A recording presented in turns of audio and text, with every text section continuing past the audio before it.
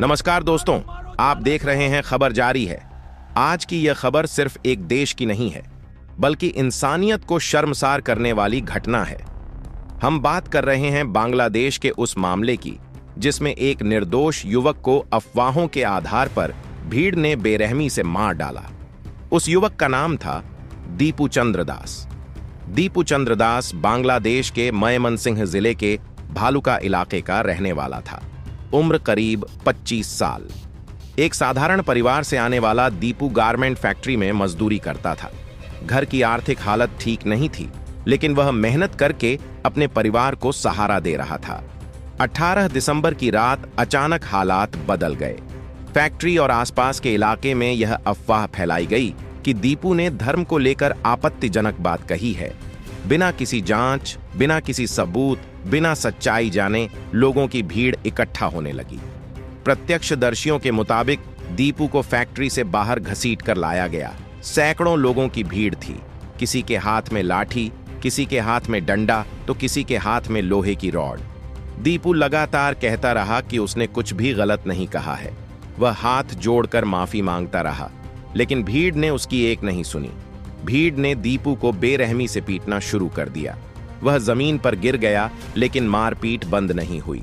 कुछ ही देर में दीपू की मौके पर ही मौत हो गई।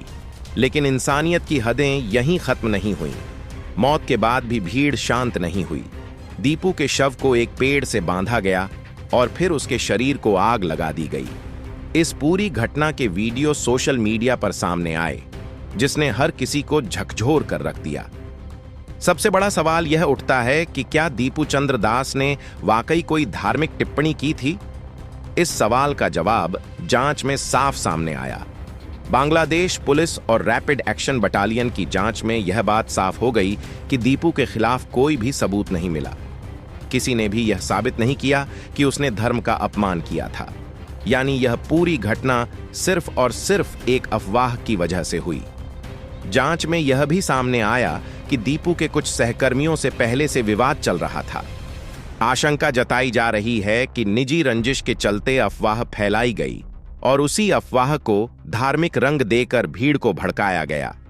एक निर्दोष युवक सिर्फ नफरत, अफवाह और भीड़ की हिंसा का शिकार बन गया। घटना के बाद बांग्लादेश पुलिस ने कार्रवाई शुरू की। कई आरोपियों को गिरफ्तार किया गया, कुछ लोगों को रिमांड पर लिया गया। सीसीटीवी फुटेज और मोबाइल वीडियो की जांच की जा रही है। दीपू के भाई ने इस मामले में हत्या की एफआईआर दर्ज कराई है। परिवार का कहना है कि दीपू पूरी तरह निर्दोष था और उसे साजिश के तहत मारा गया। इस घटना के बाद अंतर्राष्ट्रीय स्तर पर भी प्रतिक्रिया देखने को मिली। भारत समेत कई देशों ने इस हत्या पर चिंता जताई। भारत के विदेश मंत्रालय ने बांग्लादेश सरकार से निष्पक्ष जांच और अल्पसंख्यकों की सुरक्षा सुनिश्चित करने की मांग की। भारत के कई शहरों में प्रदर्शन हुए। लोगों ने दीपू चंद्र दास के लिए न्याय की मांग की। सोशल मीडिया पर justice for Deepu does trend करने लगा। दीपू के परिवार की हालत बेहद खराब है। वह घर का इकलौता कमाने वाला था। मां का रो रो कर बुरा हाल है। पिता सदमे में हैं। परिवार सिर्फ एक ही सवाल पूछ रहा है, अगर हमारा बेटा दोषी नहीं था तो उसे क्यों मारा गया? दोस्तों, यह मामला सिर्फ दीपू चंद्र दास की हत्या का नहीं है। यह सवाल है अफवाहों पर होने वाली हिंसा का। यह सवाल है भीड़ के कानून हाथ में लेने का। यह सवाल है अल्पसंख्यकों की सुरक्षा का। क्या अफवाहों पर किसी की जान लेना सही है? क्या बिना सबूत किसी को मार देना इंसाफ है? और सबसे बड़ा सवाल, क्या दीपू चंद्र दास को न्याय मिलेगा?